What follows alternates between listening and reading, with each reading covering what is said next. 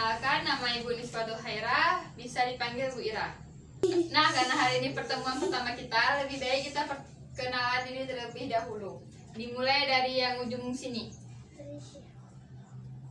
Tia, Zahra, Putri, Najwa. Nah, anak-anak, hari ini kita akan belajar tentang mengenal kitab-kitab Allah.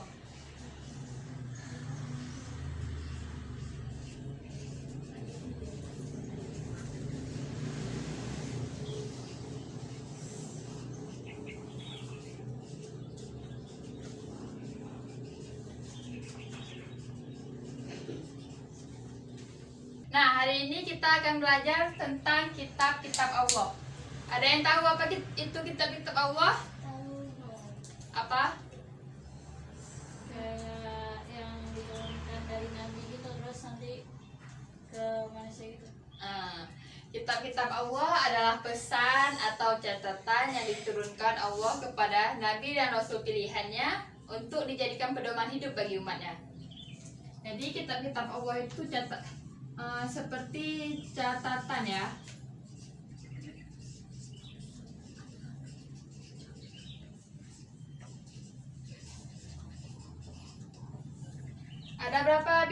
Ada berapa kitab-kitab Allah? Ada yang tahu?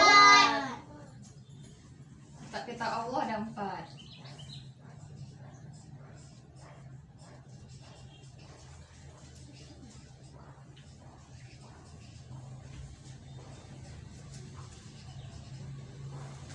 Yang pertama ada kitab Taurat.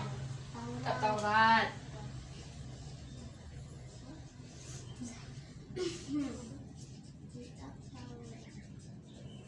Yang kedua ada kitab Zabur. Pinter-pinter ya.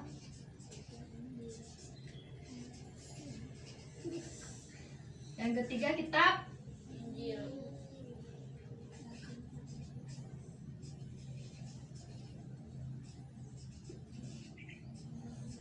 dan yang terakhir Al-Quran.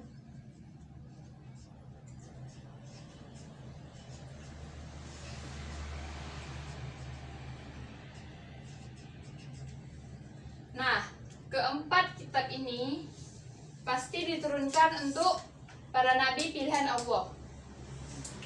Kitab Taurat diturunkan untuk nabi apa? Ada yang tahu? Musa. Benar, Nabi Musa. Untuk kitab Zabur, Daud.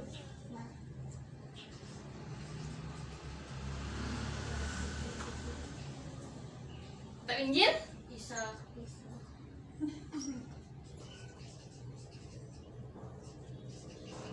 nah yang keempat pasti nggak ada yang nggak tahu kan? Muhammad. Nabi Muhammad.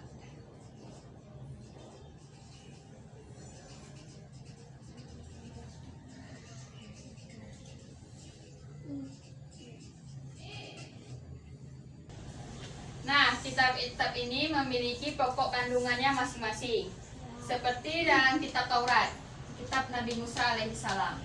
Isi pokok kitab Taurat adalah perintah untuk menyembah Allah dan larangan untuk menyembah berhala.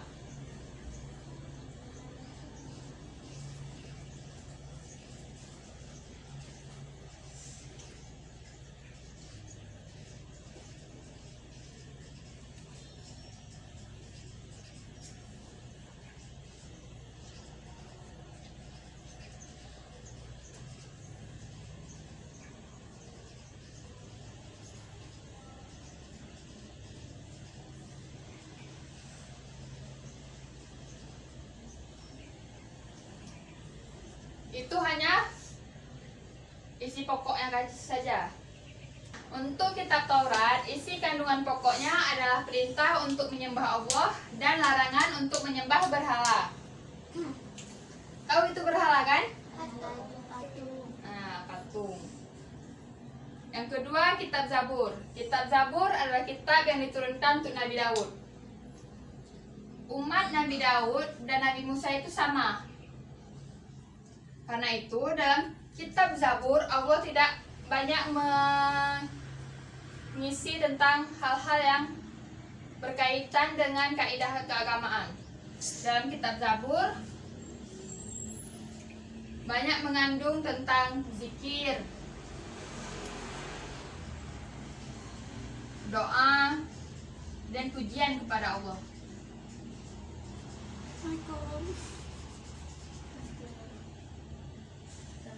Nah, karena umat Nabi Daud dan umat Nabi Musa sama, maka pada masa Nabi Daud, umat-umatnya masih mengikuti syariat yang ada pada kitab Nabi Musa dan cara-cara beribadah Nabi Musa terdahulu.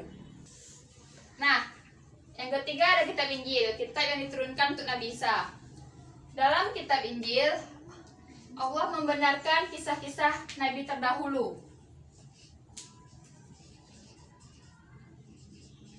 Nah, selain membenarkan kisah-kisah Nabi terdahulu, di dalam Injil Allah juga menyebutkan kabar tentang akan lahirnya Nabi Muhammad SAW.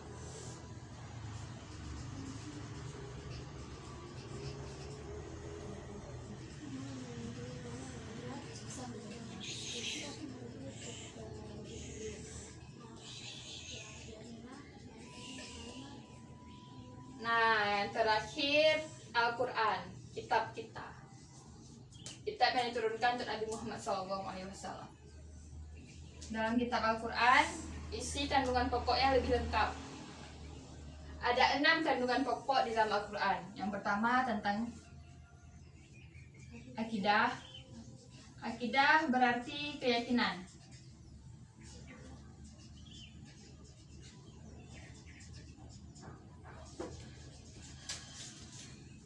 Yang kedua ibadah.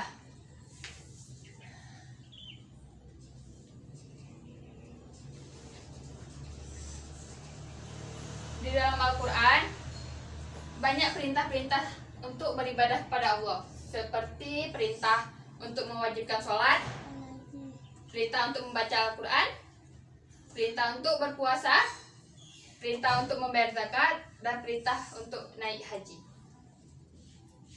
Yang ketiga ada muamalah.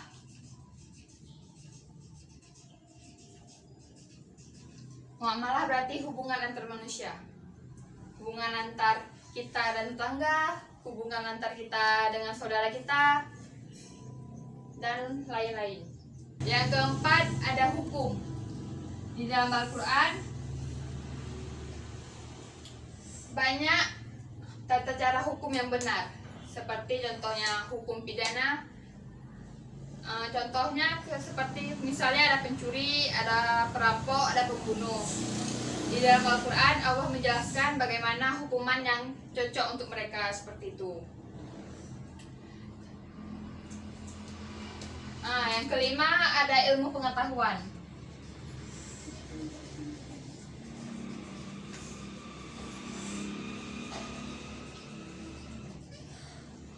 Ilmu pengetahuan yang bisa kita gali. Misalnya seperti Allah menjelaskan bagaimana terciptanya langit. Kalau misalnya ada di profesor-profesor yang menggali Al-Quran, maka jawaban itu ada dalam Al-Quran. Ini cuma bisa kalau misalnya kita mempelajarinya. Jadi mempelajari Al-Quran berarti menambah ilmu pengetahuan. Nah, yang terakhir ada sejarah.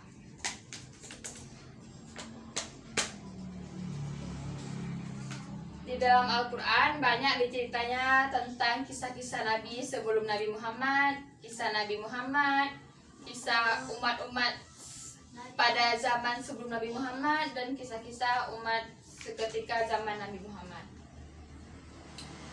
Untuk isi kandungan pokok Al-Quran ini, apakah kalian sudah paham? Sudah. Nah, kita ulang dulu ya. Baca sama-sama.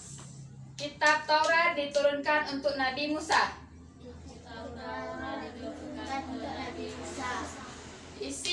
Isi kandungan kitab Taurat adalah perintah untuk menyembah Allah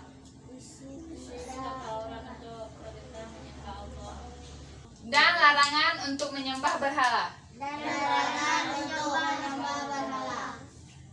Dua, kitab Zabur Kitab Zabur diturunkan untuk Nabi Daud,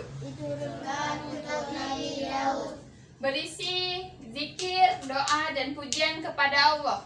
berisi zikir, doa, dan pujian ketiga ada kitab Injil. Diturunkan untuk Nabi Isa. Diturunkan untuk Nabi Isa. Isi kandungan pokok kitab Injil Isi kandungan pokok kitab Injil tentang kisah Nabi terdahulu kisah Nabi terdahulu dan lahirnya Nabi Muhammad SAW. dan lahirnya Nabi Muhammad SAW. Yang keempat, Al-Quran. Yang keempat, Al-Quran. Diturunkan untuk Nabi Muhammad SAW Diturunkan untuk Nabi Muhammad SAW. berisi pokok kandungan tentang Berisi pokok kandungan tentang akidah, akidah, ibadah, ibadah, muamalah, muamalah, hukum, hukum, ilmu pengetahuan, ilmu pengetahuan, dan sejarah. dan sejarah. Nah, coba misalnya ini kita tutup ya.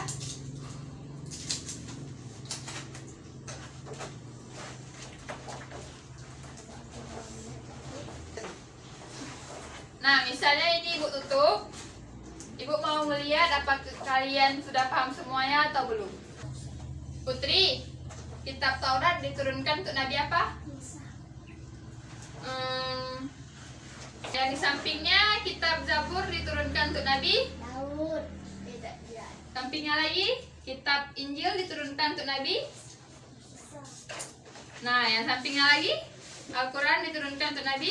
Muhammad sallallahu alaihi wasallam. Benar. Untuk kandungan pokok-pokok dari kitab-kitab Allah, apakah sudah paham semua? Sudah. Yang pertama ada kitab Taurat berisi perintah untuk menyembah Allah. dan larangan untuk menyembah. Allah. Kitab kedua yaitu kitab Zabur, banyak berisi tentang Zikir, doa, pujian Pujian. kepada Allah. Nah, yang ketiga ada kitab Injil, banyak berisi tentang Bisa-bisa Nabi terdahulu. betul, kisah-kisah Nabi dahulu dan akan datang Nabi Muhammad SAW. benar. Nah, yang terakhir ada Al-Quran, banyak berisi tentang Akidah, ibadah, amalah. Pengetahuan. dan sejarah. Mungkin hanya itu saja untuk pertemuan kali ini. Ibu anggap kalian sudah paham semuanya. Lebih dan kurang Ibu mohon maaf. Wassalamualaikum warahmatullahi wabarakatuh. Waalaikumsalam